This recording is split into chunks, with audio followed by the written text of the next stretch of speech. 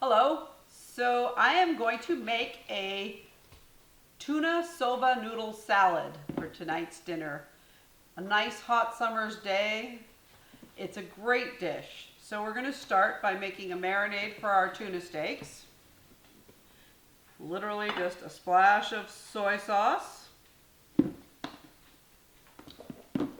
And some sesame oil. Is it dripping? No, it's not. It's a brand new jar and I have to make sure it's open.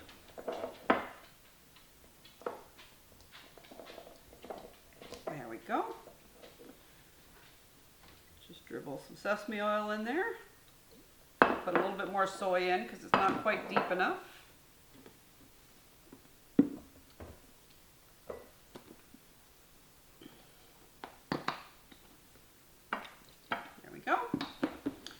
And then I have some lovely fish from our local fishmonger.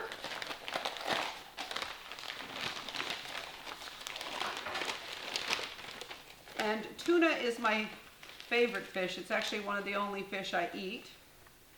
So here we have a nice triangular piece of fish. It's got very defined lines in it. And I'm just going to literally lay it down in the soy. Sesame. We've got 3 triangles total. And this is 2 pounds of fish we're making. Each person's going to get 8 ounces. We're cooking for our neighbors tonight. Get all the paper off of it here. And I'm going to quickly turn those over. And that kind of stirs up the soy and the sesame oil. Flip them over again. And one more time. And now I'm just going to put this aside and I'm going to make our soba noodles. All right, I have my pasta machine here, which you can see a video more about this pasta machine in another video. Inside the pasta machine we have 340 grams of flour and 340 grams of buckwheat flour and 160 grams of white flour. It's basically a 2 parts to 1 part recipe.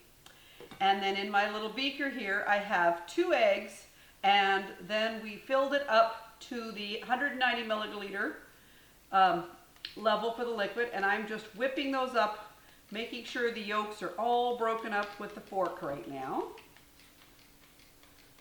And it's pretty dense liquid because of course those eggs are very, very dense.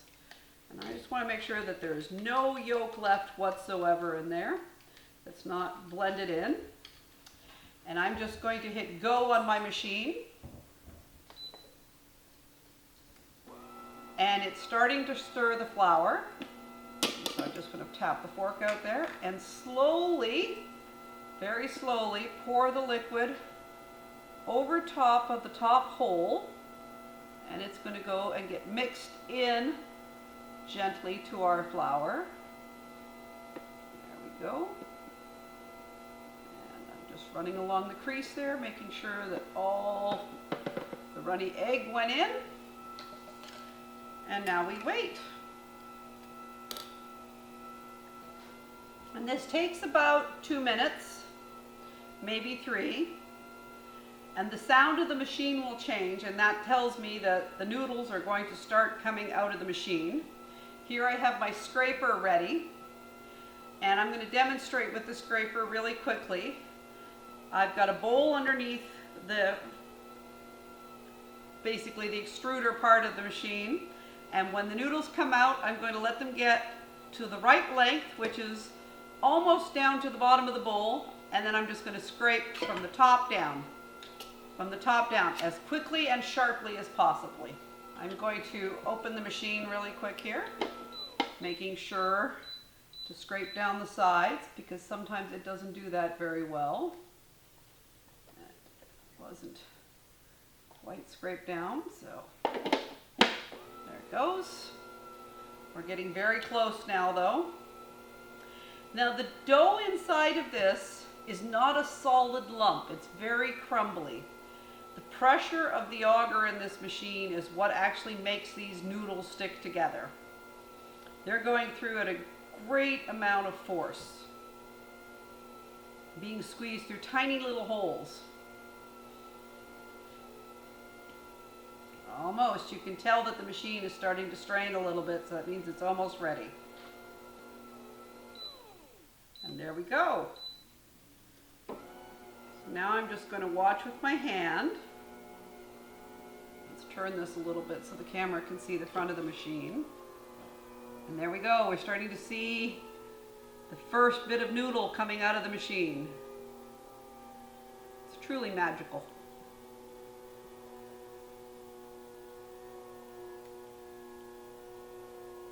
And I'm just waiting with my hand to see when they get to the level of the bottom of the bowl and cut.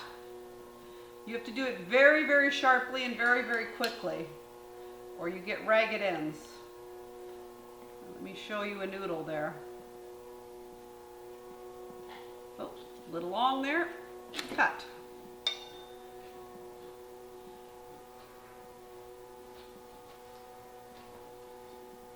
Move around to the side here.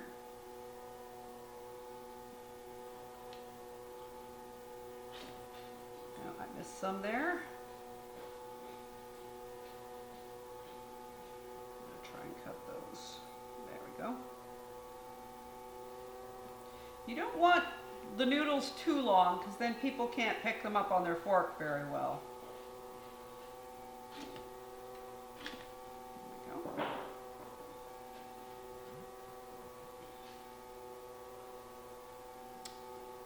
So I'm going to finish making these noodles now, and I'll meet you over at my stovetop in a moment.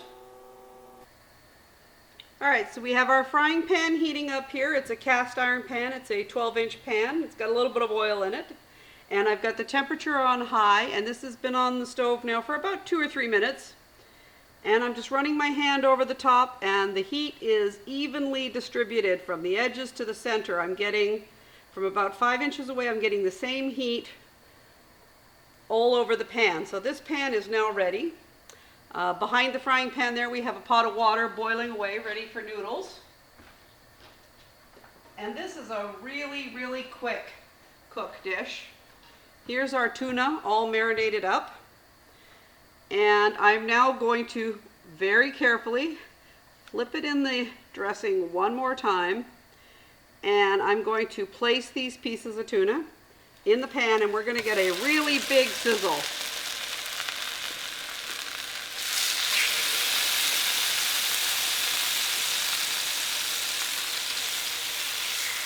And there we go. And this marinade now gets thrown out.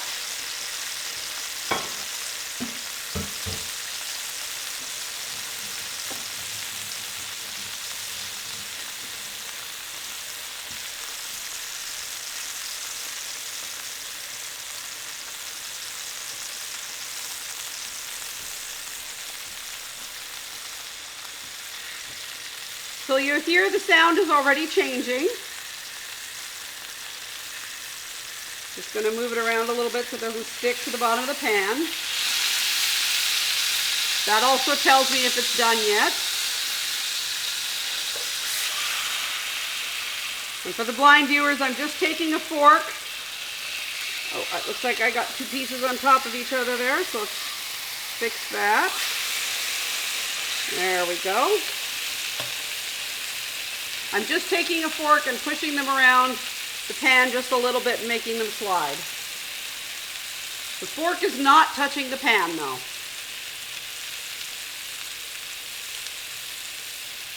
Alright, so our sound is starting to change. So it's time to flip these. We're going to use the fork and spatula technique. I'm going to take my fork and dig it into the center of the tuna. Push the piece next to it away there. Actually, let's start with this piece here. Go under the edge and voila. Let's see, did that flip? Yes, it did. Beautiful. And you'll see that that's nice and seared on that side.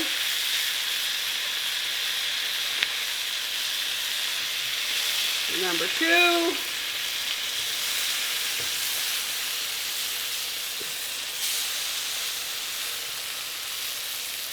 And number 3. Make sure they stay in the pan there. I'm going to just move it with the fork a bit. There we go. And you'll hear the sound changed again. Just by wiggling it around a little bit, it flattens it out.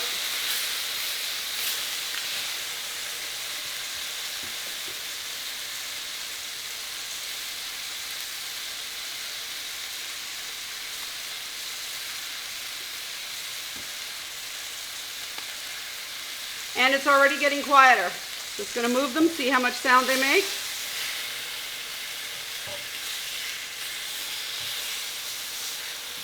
And this tuna is done. Turning my burner off.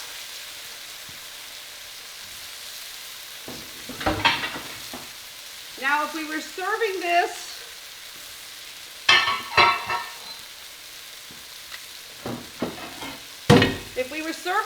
plain, I would want to be careful that I don't break it apart.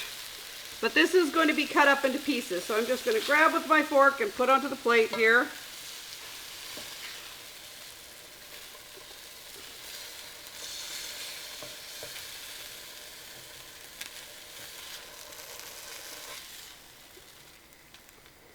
And there we have 2 pounds of lovely cooked tuna.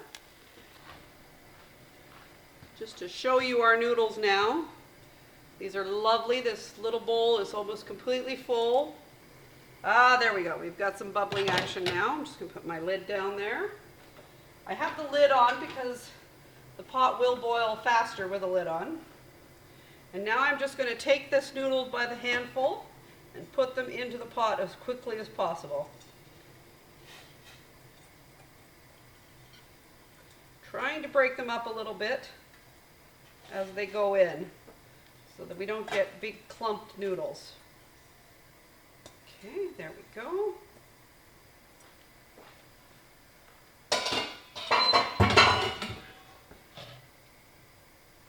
And I'm just going to take a wooden spoon here really quickly and swirl them in the pot. Just break up any lumpage that we might have.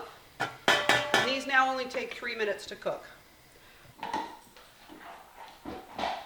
All right, so we're at our final stage now. We have our pot here, and I'm going to take the strainer off of the top of the pot very quickly just to show you the noodles here. We got noodles and ice and beans in there, and I'm just going to throw in a cup of ice really quickly because this dish is meant to be served cold. And I'm going to just toss these with a spoon right now to try and chill them off a bit. Now I had already drained most of the hot water out of here. And I'm checking with my hands for the right temperature. And if that ice all melts and it's not cool enough yet, I'm going to get another cup of ice. It's just that simple. But look at how lovely those noodles are. Yeah, that's still far too hot. For the sighted viewers, you can still see some steam in there. So we're going to go for 1 more cup of ice.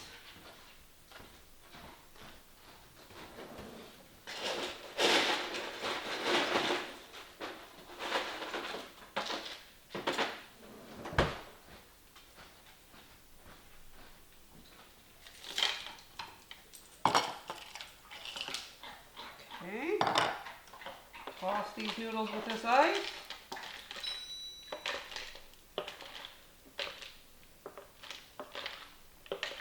There we go.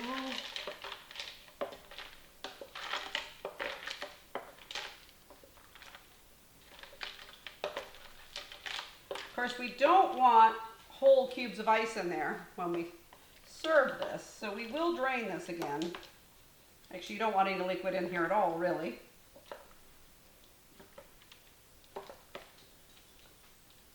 Yes, so this is almost cool to the touch. Believe it or not, I'm going to add 1 more cup of ice.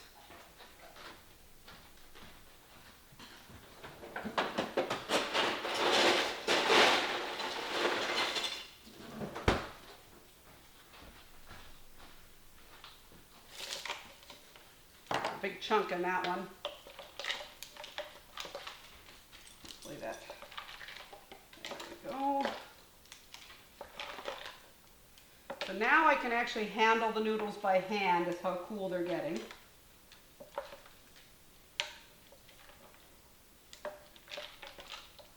This also stops them from overcooking. They can get too soft if they overcook. Oh yes, there we go. And the bottom is much cooler than the top because now it's cool enough that I can put my hands through. I'm just going to use my hand to make sure there's no actual hard chunks of ice in there. And that all the noodles are cool. There we go.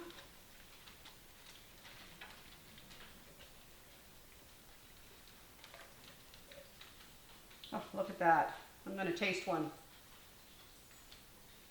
Perfect. Soba noodles are a little bit crunchier than regular noodles, and these are excellent. So now I'm just going to put that strainer lid back on and strain these out.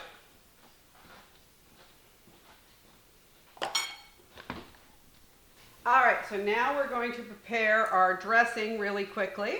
We've got some green onions here. Mike's been growing his green onions in his office, and so these are really tasty. So I'm just going to take a little knife here and I'm just going to cut these into small pieces.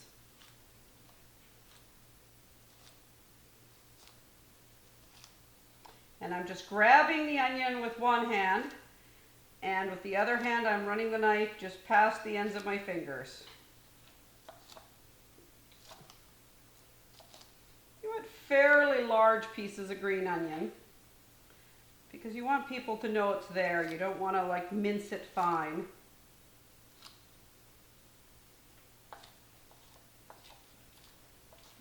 Go.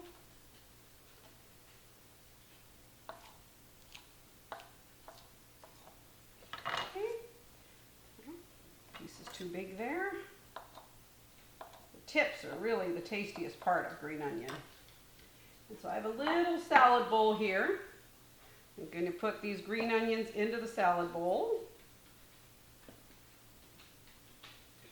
And then I have some aji marin, which is a salted soy wine. This is a new jar, so I have to figure out how to open it again. Just take the knife here and break the plastic, I think. There we go.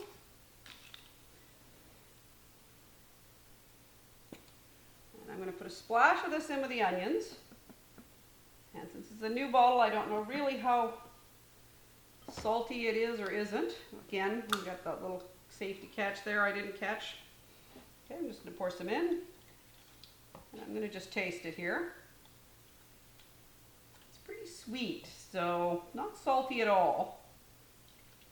So we got enough in there to cover the onions. We're going to put some sesame oil in this because sesame and tuna go very, very well. And I'll use quite a bit of sesame oil. There we go. And you know, measurements, I'm not good at measuring salad dressings. I just kind of keep adding things till the taste is right. Now I'm going to put in a couple of handfuls of sesame seeds, actual sesame seeds, 1 handful. That's a big salad, so I'm going to use 2. And then I have some sogarashi chimenji, and that is a very fine powder. It's put just about 2 tablespoons worth in there, maybe less. I just did it by feel. And I'm just going to quickly stir that up. Yes, I'm using the knife to stir it up. I shouldn't do that. But I just want all the ingredients to get wet, and I'm going to taste that. Very sweet. I'm now going to add the soy until it's the right flavor. It's a little spicy as well. And you want this to be slightly saltier than you find pleasant, because once it gets on the noodles, The noodles are going to absorb all that flavor. So all told here, I think we have a cup of fluid between the oil and the sesame and the aji-marin. And so that's now all nicely stirred up, and I'm just going to let that marinate itself while we cut our fish. I'm just going to take one of our pieces of tuna here, and they are crumbling already. And I'm just going to take my small knife and make slices to the best of my ability here, following the grain of the fish. So this fish you'll feel has seams in it, and I'm just cutting along those seams and breaking the seam apart. I'm not doing much more than that. And these are kind of bite-sized pieces for people. Mike often says I cut things too small, so. But this tuna is so tender it's falling apart on me. I kind of have no choice but to make it too small. So there's a bigger piece. Go along that seam there. So tuna is round, so the pieces aren't quite, if I follow the seam, they're not flat pieces. If I was in a restaurant, I would have to make these very flat, but I'm not in a restaurant, I'm at home. So I'm literally just taking the point of my knife and tracing one of those seams, and then if it's more than 2 inches long, I'm cutting it in half.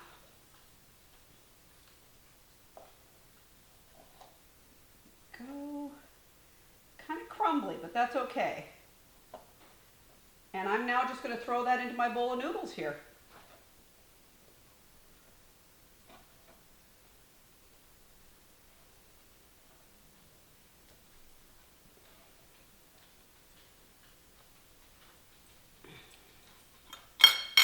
Steak number 2. And these came out really nicely. If you look at the inside of them, it's still just slightly rare, and that's exactly the way I like my tuna. The rarer the better. When I go to restaurants and they say seared tuna, I always ask how rare. And if they give me a choice, I say barely let the heat touch it. But that's just me. Some people want their meat cooked. I think tuna gets tough and the flavor isn't as complex when you do that though. Okay, and I'm just throwing the pieces into the bowl as I cut now.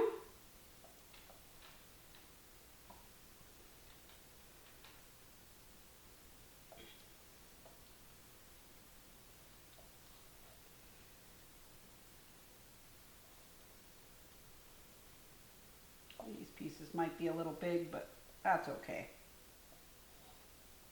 Okay, one last piece. Our salad is almost ready. Against the grain there, and just take 2 pieces, toss those in, against the grain there. As you can tell, I'm getting hungry because I'm not making the pieces as small, and I want to eat my dinner, and this smells absolutely wonderful.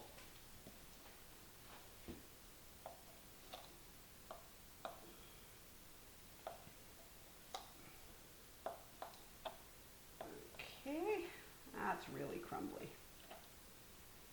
And I'm just going to make sure I get all those little nice fragments of meat there and put them in the bowl. Check my plate here.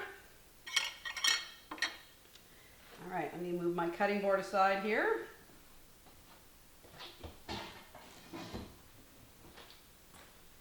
And we're going to toss in our dressing that we made.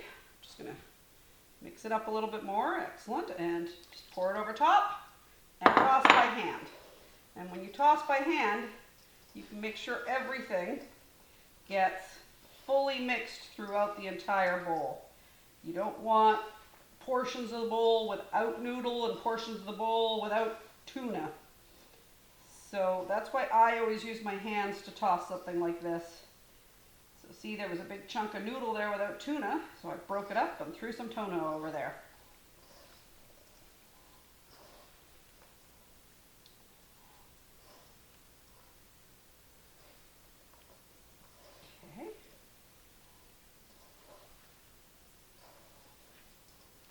remember, we already have our edamame beans in here. So I'm just going to try some of the noodle here, see if I got the dressing right. Oh, that's lovely. Absolutely lovely. Please click subscribe and let me know if you try it, and let me know if there's anything you want me to try and cook for you. Thank you.